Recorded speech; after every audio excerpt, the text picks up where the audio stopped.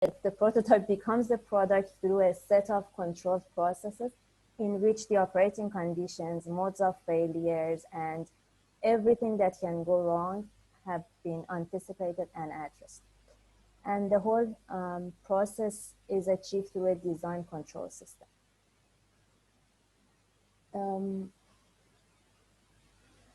Oops, sorry.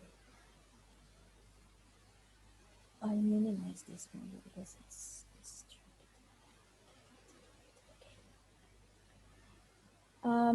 so a product in medical device or any other industry, it can be a car industry, it can be furniture industry, it must be safe. It should perform their intended function. It should not cause any harm when things go wrong. Or alternatively, we should minimize the harm when something goes wrong, because there's obviously something that can go wrong and we should anticipate it and minimizing the risk. Generally, medical device life cycle starts with concept and idea. We have an idea, now we want to show it the proof of concept, so we build a prototype and show the feasibility and that this works perfect.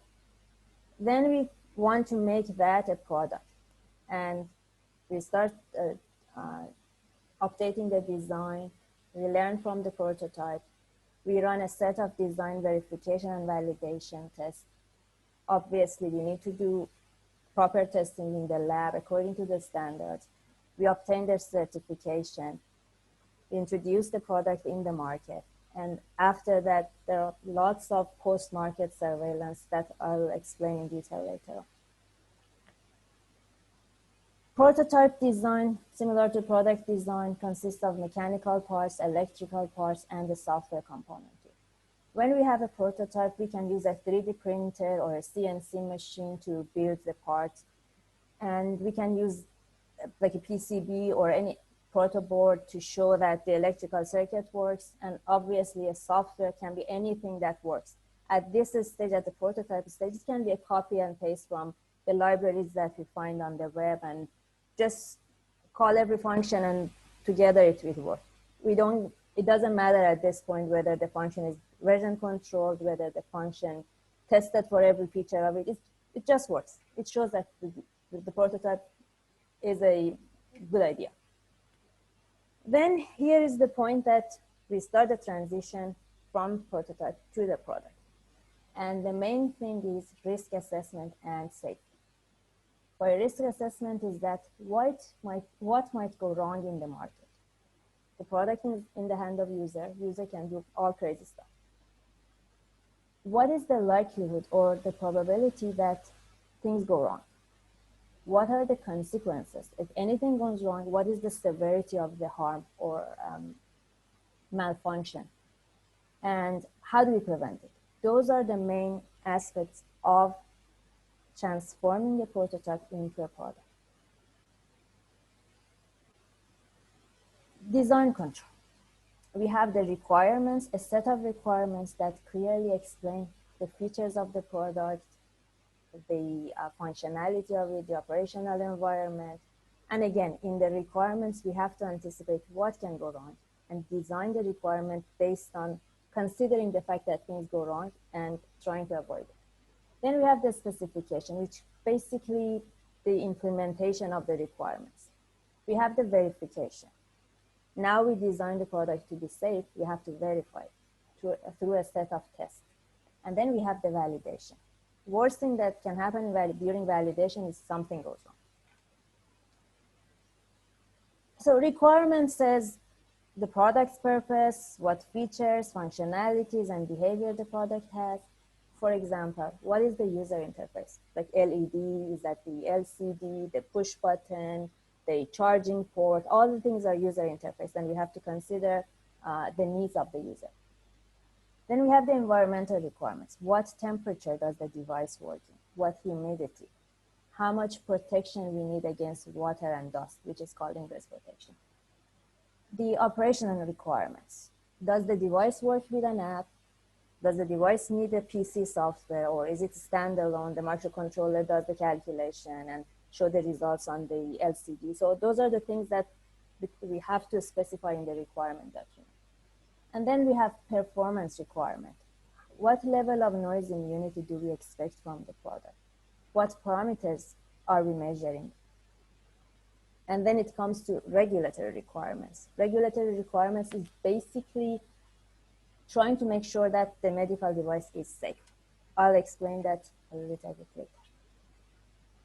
Okay, the same three aspects, mechanical. When we design a product, we should consider these things for the sake of safety. All the materials that are in contact with the user should be biocompatible. It includes both plastic, metal, and everything. So if I have a microphone that stays on the trachea, I have to make sure that the contact fit is biocompatible. The user holds the microphone, so the handpiece should be biocompatible. So that's one thing that we should consider when you're designing a product. The other thing is that all the parts should meet the safety standards. For example, there should not be any sharp edges because the user can cut themselves. And it should be strong enough that it doesn't break easily so that the sharp edges won't appear. Electrical consideration. For sure, protection against high voltages, minimizing the leakage current. Choosing the right connector, because all the connectors have a limited life cycle and they degrade. So we have to make sure that we choose the best one because the product is going to be in the market. If we choose the bad quality one, it will come back definitely after a few, even weeks and months. The other thing is we have to minimize the electromagnetic interference, and that can be achieved by careful design of the PCB and the layout of the electrical circuit. For example, if our circuit board has both the analog and digital circuitry, we have to make sure that they're well separated. We have to add proper ground plane. We have to make sure that the voltage, the VCC or the power voltages are properly designed for the analog and digital circuits. And then we have the software. Software is one of the most important things here. So the code should be developed in a version controlled environment. It should go through lots of testing, and the testing can be manual or automated. Every feature of the code should be tested. I'll explain that later. Okay, here's the example of the PCB routing. If you can have a look on the left-hand side, this is the microcontroller. We have a SDRAM, we have a NOR flash here, we have SD card here. All the digital circuits are on the left. And you can see all the lines are in parallel on the bottom line. So all those green lines are the traces on the PCB at the bottom layer of the board, and the red ones are the traces on the top layer of the board. And there are design rules to follow for to comply with the electromagnetic test and also have minimal electromagnetic interference. And for example, the traces on the one layer should be in one orientation and the other one like vertical and horizontal on the other plane.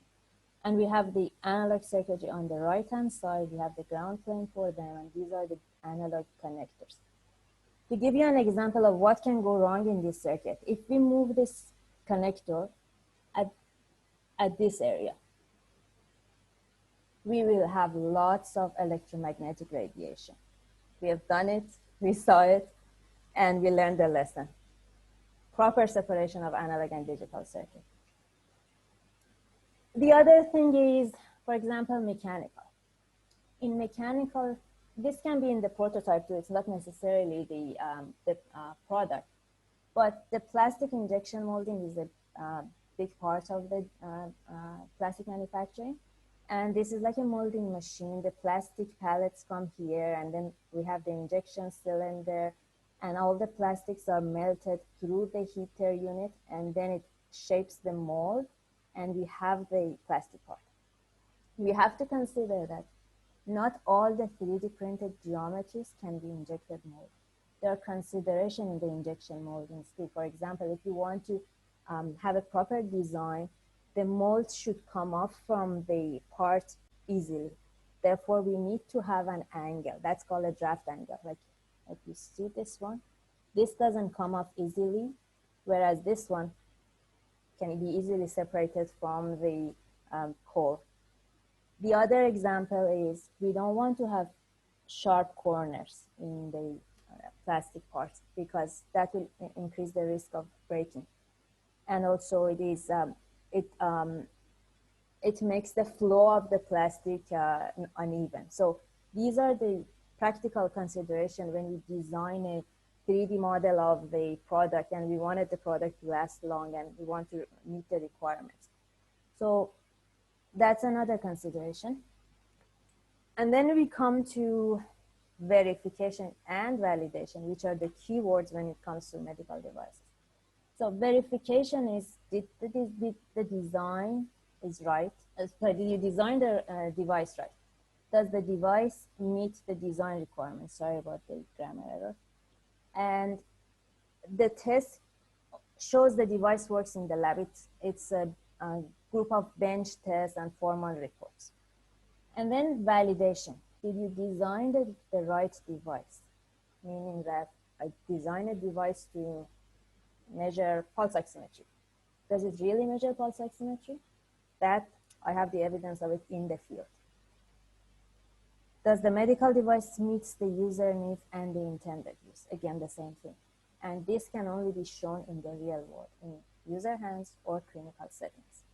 There's a big difference between verification and validation, and I try to explain it a little bit better later. Okay, again, back to verification. So verification can be achieved through a set of tests. The test can be formal and informal. Here is an example. We need to protect against water. And the way that we show it is through the ingress protection test and the number. So we have an IP rating, which consists of 2 digits.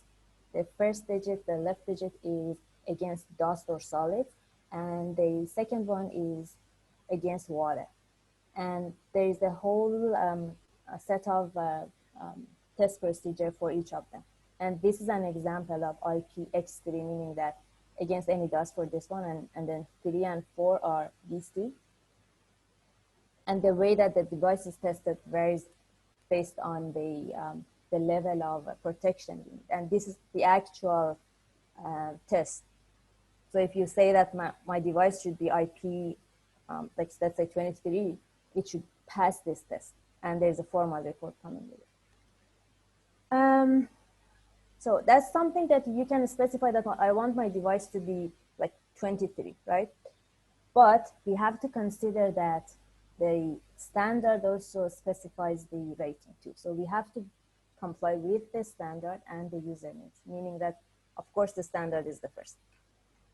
This is an example. For the device that I worked on, which is called Viso, it's categorized as a handheld device, and it should maintain the IP22. So we had to send our device to a lab, to a test lab, to run the IP testing and give us the formal certification. Another example of the verification is the biocompatibility test, meaning that the device should not cause any harm or allergy to the user when they're holding it against the skin. And there are different types of tests. There are cytotoxicity, there are like all sorts of tests here based on the nature of the body contact and the duration of the contact. For example, if the device is like a limited usage, like less than 24 hours, and then you have to test it against these 3 standards. And each of them has their own procedure. And these are quite expensive tests too. And one thing to consider when you design a product is use the biocompatible raw material. But you still have to make sure that the whole injection molding process does not affect the biocompatibility. Example of validation, as I said before, is the actual use in the intended environment. A clinical trial, it can achieve through a clinical trial or a controlled user group. Okay, at this stage, we have the product ready. So what is next? Real life. So we sell the product, and despite all the verification and the early validation, something goes wrong. Why? Because users are not predictable. Not only not predictable, they are creative. For example, user can just, we have the asthma puffer. They can give that to their cat saying that it will cure my asthma. They're unpredictable. They do things that you never anticipate. Environment is unpredictable. We try to consider everything, but there's always something. And all the systems use software, and softwares are quite fragile too. We know that they can be a buffer overflow. We tried not to have it, but things happen. Or there is like an interrupt routine that is in competition with another one, and that can fail the system. Therefore, the product development does not end at this stage. It continues to post-product monitoring. First thing is complaints. Someone calls you up and said, okay, I can't charge my device. Okay, now you have to see what seems to be the problem. We have to investigate the failure. Why did it happen? Is that because of the connector, or is it because the power management system didn't work? Is that because the processor stopped working? And trending. How many times did we have the same feedback from the users? How many calls did we receive? How frequent? How severe? And then there is correction. Simple thing can be updating the software. Worst thing that can happen to a medical device is to do a recall. Like ask everyone to return their product, and we can replace them. And then the most important thing is, could this happen again? We should avoid it. This is an example of the things that users are capable of doing. This report is published in 1993, which basically said that some of the users, I think it says nurses, they plug in the EKG cable into the wall outlet. And so what is the solution? The industry came up with this solution that the connectors should be touch-proof. So there shouldn't be any electrical contact or anything that they can plug into the power outlet. And here is where it comes the regulatory and standards. So government and regulatory bodies, they're aware of all the things that I talked about. So what they try to do is they try to make sure that the products are as safe and effective as possible. An agency is assessing the safety and efficacy of the products through our submission. So we submit our application, we provide all the evidence of safety and all the documents of the risk, and then they analyze it, they assess it, and they come back with questions and make sure that everything is according to the standards. Examples of the government bodies are FDA, which is, everyone knows it, Food and Drug Administration in the US. It is the CE, which I don't even try to pronounce the French word, but it is for European conformity, and the TGA, which is for Australia. Back to the risk. So we talked about risk assessment. So how do we call something severe or critical, and how do we determine the level of risk? We have the risk likelihood and the risk severity. Likelihood can be rarely happens, or almost certain, always happening. And the severity can be from insignificant to critical. And based on that, we have different levels of risk. And whether the risk is acceptable or not, that's based on the level of the risk. So we know that there are risks all the time. And part of this control process is to minimizing the risk. Oh, and I didn't explain this. So back to the risk. So the risk severity is determined based on the safety impact. So the critical risk can result in the death of the user. The minor risk is basically it's inconvenience for the user. Nothing bad happens here.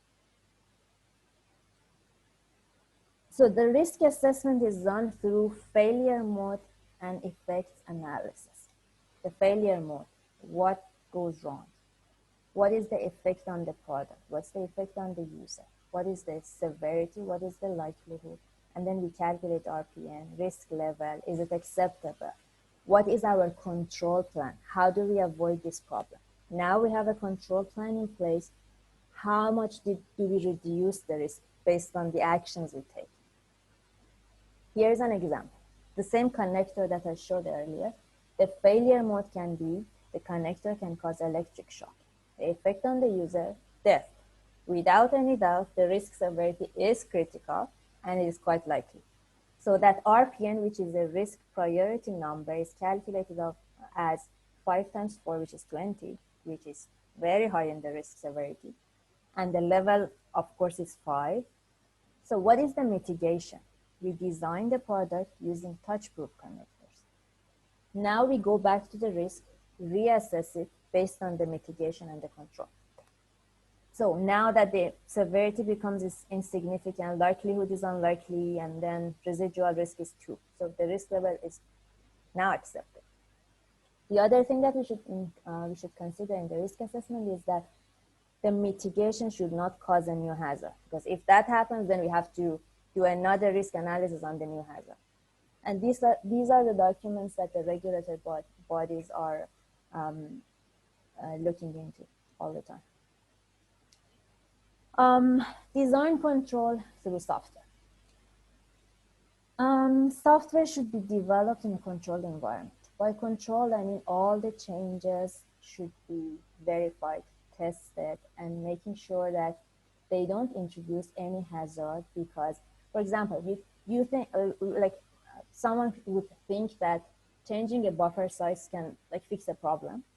That buffer may overflow and it may overwrite another variable that sets the alarm. So that minor change can make the alarm not working. So that's a major risk of the product. So we have to make sure that we have enough unit tests, manual tests, automated tests, all sorts of tests in place for every release of the code to go through it and make sure that everything passes and no hazard is introduced. And the software includes firmware, which runs on the microcontroller. It includes the PC program that talks to the device. For example, if you have a device that has to transfer the data to a PC software, we have to make sure that the data transfer is robust. We don't drop any sample. The data is not corrupted. All the things should be tested properly. Or whether the device works with a smartphone application. For example, I have a Bluetooth device that transfers data over Bluetooth to the app, and I don't expect to have any noise on the device, on the signal. I don't expect for the samples to drop. So I have to make sure that everything works as expected. And so basically the design process is review, document, approve, and update the development. And with every release, we have to have the change logs and the test reports. This is an example of the version control on GitHub. There are lots of other platforms to use for version controlling. We can see all the versions and the version numbers, and there's a description with every version. So if you click on a version, you can see all the commits that happens in that version, how many files changed. You can click on the file, you can see the differences between the previous version, for example, the addition and the deletion. So what's changed in the code, and you always can go back to the original code. So this version control is really helpful in software development. It means that there's always a safe place to go back, not that, oh, it fails and it doesn't work anymore. So now we have a start point. And then verification of the electrical components.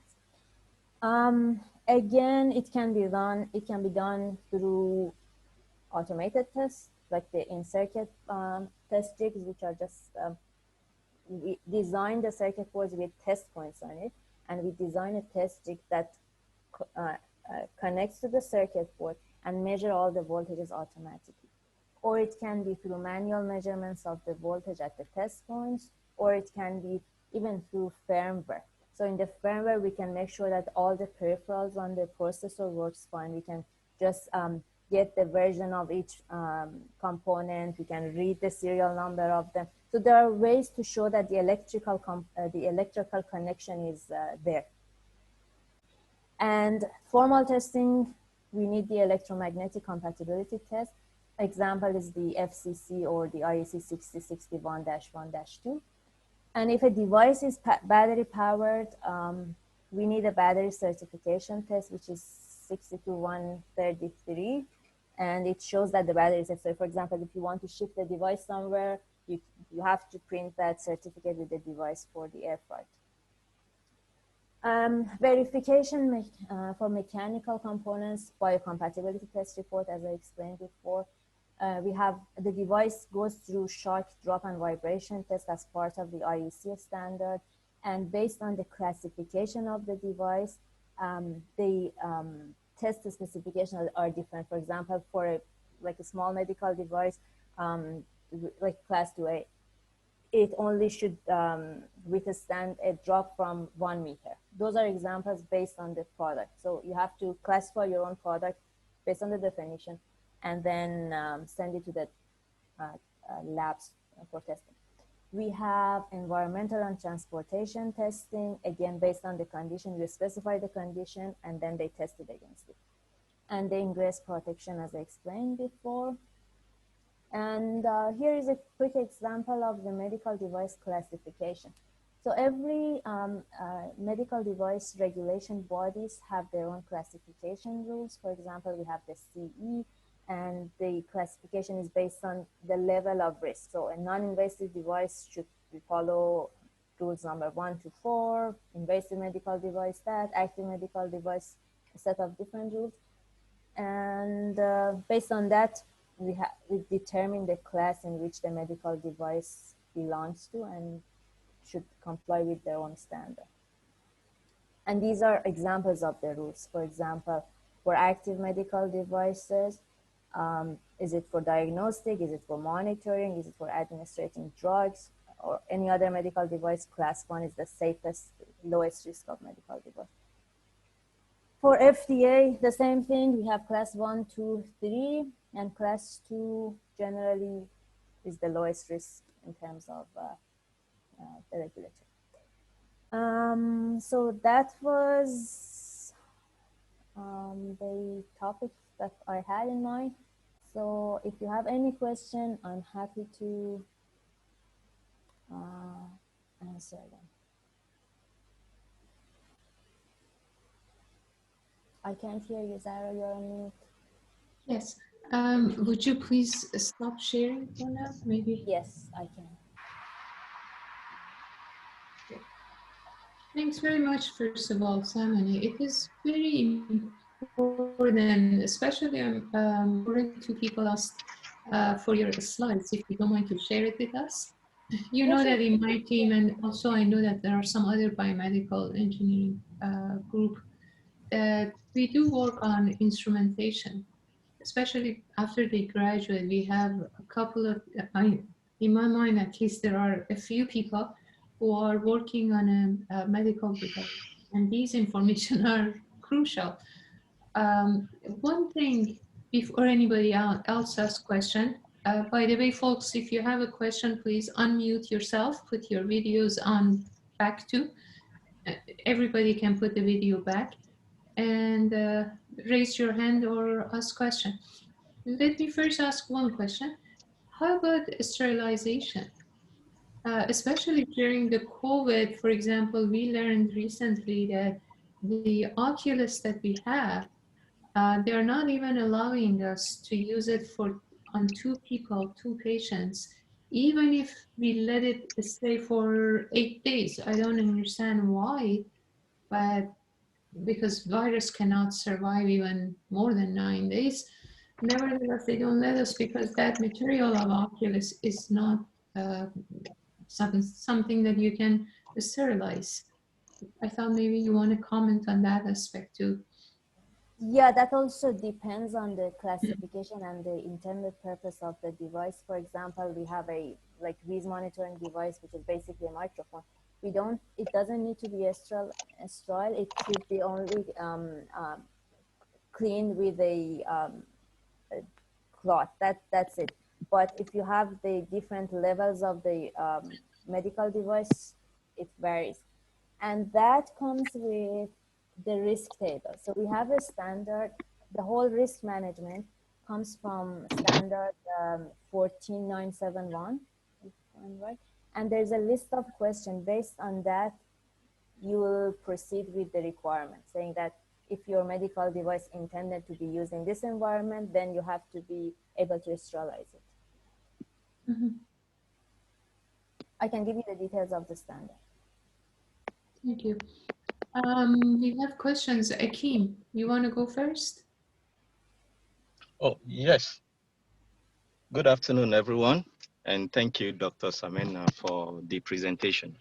My question might be a little bit outside what you presented, but I just want to know, is it possible for one to commercialize a product that arise from a research that is being funded by public fund?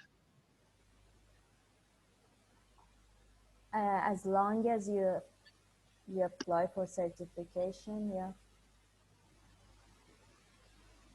What do you mean by public fund? Does it mean that Like maybe one get a scholarship from government of Canada, for example, and you get a product from that research? Can one actually commercialize that product? unless there is an IP issue with the government? For example, if you work with the university and university owns the IP, there is the legal issue for the IP, not in terms of the medical device. Medical device doesn't matter whether who funded the project. As long as it is safe and you can prove it, you can commercialize it. Right. I can add also to this, Akeem, if it is something that you are developing, be aware that anything that during your scholarship belongs to university. So you have to talk to TTO. But commercialization occur when you attract an investor. In fact, usually a company should come and license your product. And for that, they have to talk to TTO, they have lawyers, there are tons of lengthy procedures for agreement. And then after that, yes, you get a royalty too, but you can be involved and you can also help the TTO on how to advertise and how to get license for your device. They're supposed to help, by the way, the students for commercialization of their device. If there is no further question, Akeem, Elham is next. Yes. Hi. Thank you. It was quite informative. I appreciated just learning about all the procedure. My question is that, let's say you have an idea and you have gone through the prototype. So I actually have two questions. So where about this path do you start engaging with the regulatory agency? Like, let's say I have my idea, I have a prototype, I want to go through commercialization. So where should I start contacting FDA? Well, for Canada, it should be FDA to at least get conversation rolling. That's probably one of my questions. The other thing is that, do you license a product or do you license the product and the method of fabrication? In other words, let's say you have a system of producing, like let's say you are using injection molding for fabrication. And then through the path, you find a better way of production, you change that. Does that mean you have to go through the whole procedure again because you changed one bit of the production? Or does it mean that as long as your product stays the same, you're fine? You have to prove the safety. So if, like, let's say that you decide to go with another injection molding company or another injection molding procedure or any other procedure, you have to make sure that it passes. So that basically affects your plastic, right? You have to prove that it can still withstand the same force, it can still pass the same drop, shock, and vibration test. So as long as you can prove that, you're safe. You don't, if you change that, you don't have to go through all the tests again. Only the tests that can be affected as a result of the change.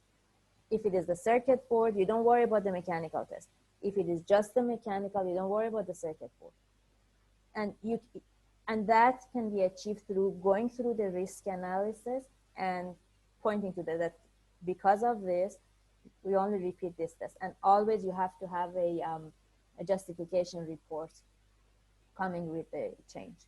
And to answer your question about the regulatory bodies, so you work with when you have an idea, you have a prototype and you want to transfer it to a design, you usually contact the quality or regulatory consultants, not the FDA or CE or Health Canada at the beginning. So you work with them to identify the risk and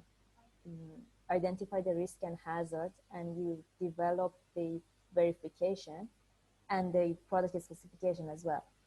And they help you with preparing the documentations for the submission. For example, CE marks requires a technical file, and the technical file consists of several other documents: verification reports, risk management, quality management, SOP documents, how the whole company risk management. Those are the things that all together form a submission, and then you submit it to the notified body, or for the CE, or you submit to FDA. And for the FDA, there are different categories that you can apply. So if you have a new idea and such a thing doesn't exist, you apply for a de novo application.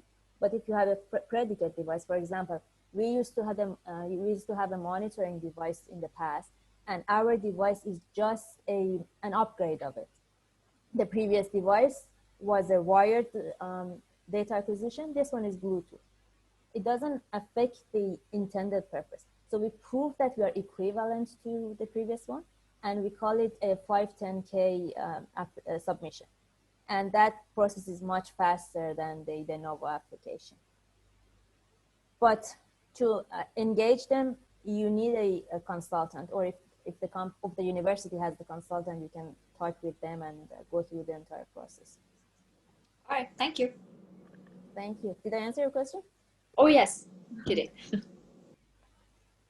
Because, okay, I have a follow-up. What you described, Samaneh, is for somebody who has a company and want to develop the product further. Doesn't apply necessarily. These phases that don't apply to academics without company, while whatever we develop belongs to university. There are previous stages to be done before we get there, correct?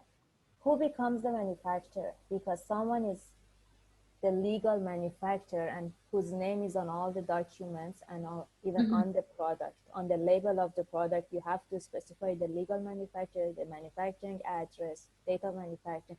So those are specific things that you have to make sure you have a manufacturer to take the responsibility for the product and have the control system in place.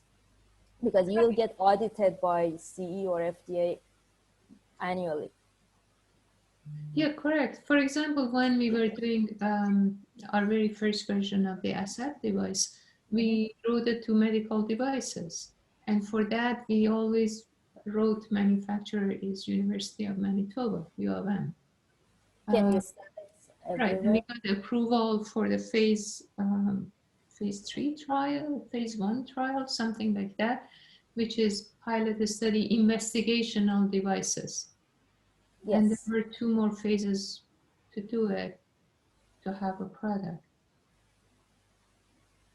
That is true.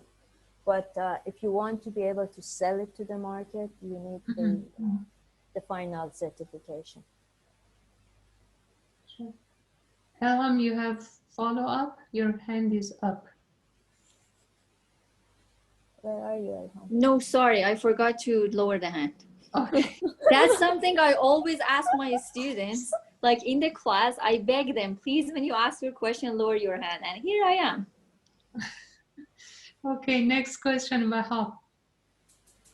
Hey, just first, thanks for your presentation. I have a quick question. You mostly talked about for example, if we have any inventation as an instrument. What about the apps? If we want to, for example, generate a biomedical app, how that one gonna work? The same thing, good question. The same thing applies because that can be a software as a medical device. You're right. Doesn't matter if you have a diagnostic software, that can also cause harm, because you say that I'm going to tell you this is your pulse oximetry value. Based on that, it becomes diagnosis, right? And it has to go through the quality process. Oh yeah, I got that part, but I have actually another question now. So based on your experience, if we have for example, an idea and we have a prototype app, do you think based on all those, for example, consideration, it's better to go, for example, and talk with the lawyer or something, or just? It depends what is the purpose of your app. Is it a diagnostic app or is it just monitoring? It depends on the level of, what do you call it? Level of risk. Okay. It's not like, I showed the questions on the CE classification of medical device. You have to have a look at those and see where you stand, where your medical product stands in the questions, and based on that, specify the risk and proceed with that. Okay, thank you. No worries. Vahab, lower your hand. Vahab, if you give me more details, I can try to be more specific in my response later. Yeah, actually, the app is working also in diagnosis and also the monitoring is about the medical imaging kind of the for example, things. We would like to use the patient history and also do some kind of the artificial intelligence to, for example, predict the future, probable future, so probable problem that could be happen to anyone. So we have done it in some experiments, and we have done it, and we proved that it's gonna work. But the point is that right now, after graduation, I'm thinking if I wanna go through that path, I don't know how. For example, in a back home, the whole procedure would be different. Here, Yeah. I don't have any idea. Well, one thing is that because you're dealing with patients' information, and if you want to apply for FDA, there is a data security document and certification that you have to get. Thank you. Yeah, it makes sense actually. Larissa? Hello. Thanks for the presentation. I thought it was a really good overview of the design process. And I was just wondering if you had any specific examples of lessons that you learned maybe while developing a device. I thought that would be interesting. Well, basically, those were the lessons I learned. So for example, on the injection molding, we had a CNC machine prototype. And when it came to mold into plastic injection molding, the mold wouldn't come off because of draft angle. It wasn't designed properly. Another example was that we had a soft plastic that was molded on top of the hard plastic, and both of them were biocompatible in the raw material. But during the molding process, they wouldn't chemically bond together. So the soft plastic would easily come off and peel off from the hard plastic, which is not something we wanted. So we had to go through several iterations to find the right raw plastic, get it injected, molded, and then send those samples to the biocompatibility lab. 2 of them failed and 1 of them passed. So it was a very time-consuming and expensive process, and that's why I mentioned that injection molding. Otherwise, I wouldn't do that. And then the same thing as that connector. So if you have a analog connector that sits in the middle of the digital lines, for example, you have the DSP, you have the codec that does the high-speed sampling, and in the middle of it, there is an analog line just coming in, and that connection became an antenna, and it started showing the peaks on the radiation. And our test results were on the border, so we had to modify the boards and book another appointment at the test lab. And those are exactly the lessons I learned. Thank you. No worries.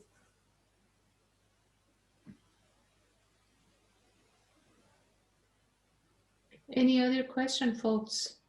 Mohammed, I thought that Shakiri, I thought that you have tons of questions. I hope at least you keep documentation of the versions. Mohammed Samaneh is one of my recent graduates who worked on a small toothbrush. Oh, nice.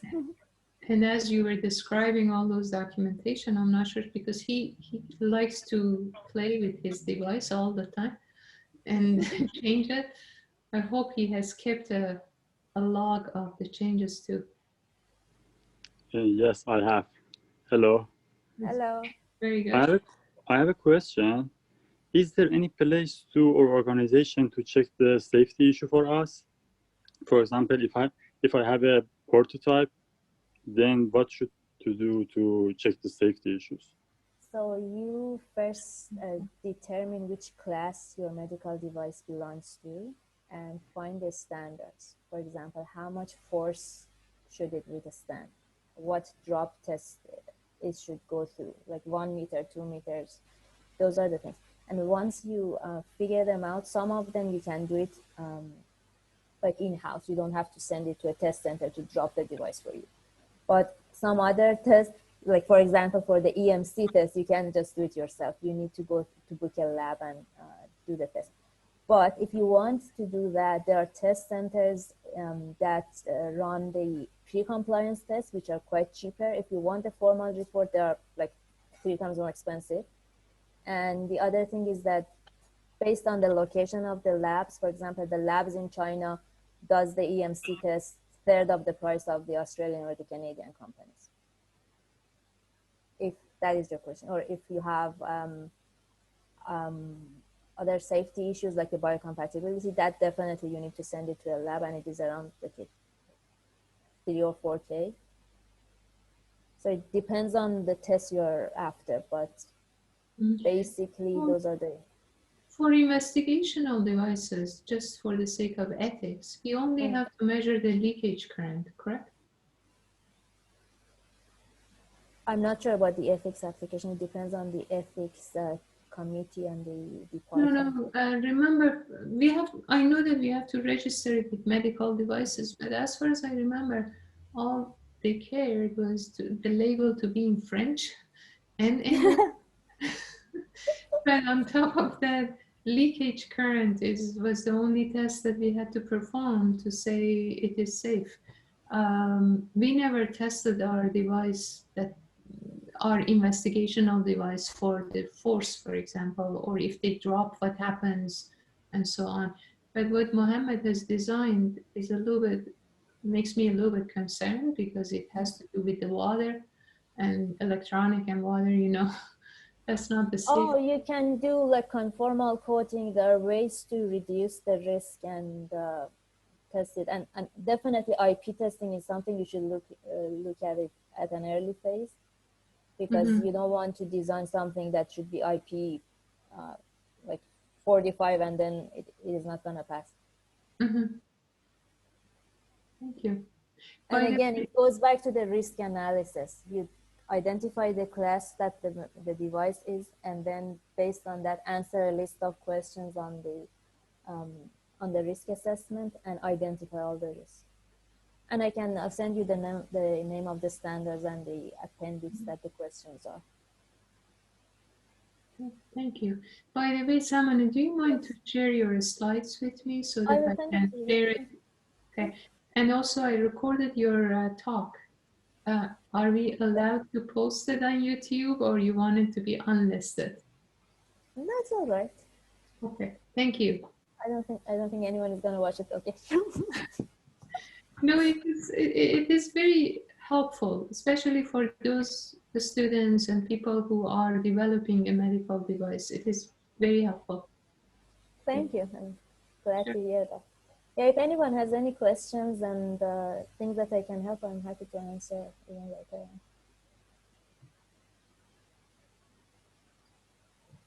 Okay. Just a comment, question. Thank you first for your presentation.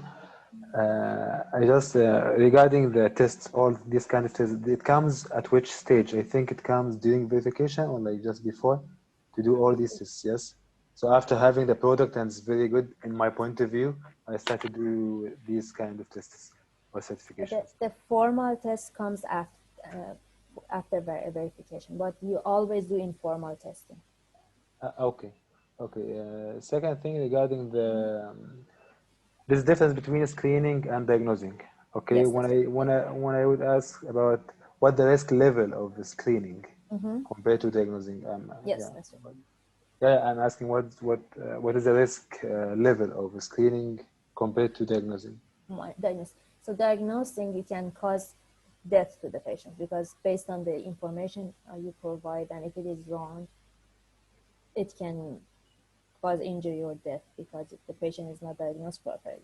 But monitoring, you just provide information that is used just for seeing how the patient is doing. It's not going to be used to adjust the drugs or any,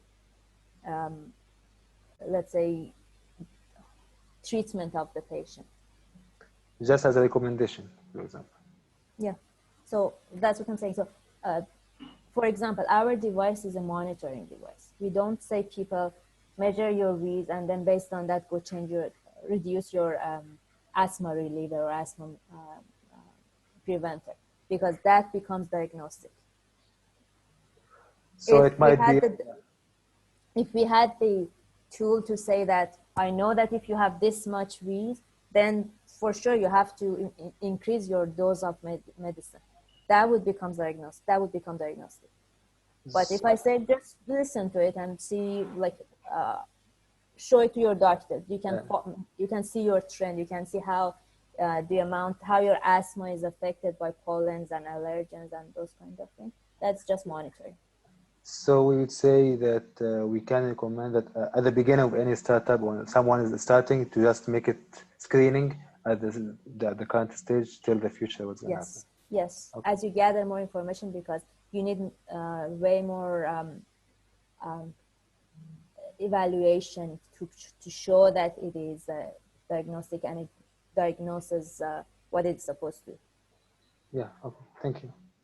No, it was good to see your face. I just had emails with you. Okay. Thank you. Okay, I don't see any hand being raised. So with that, we can say that formally it is finished. Thank you very much again, Samaneh. Thank you. I hope there comes a time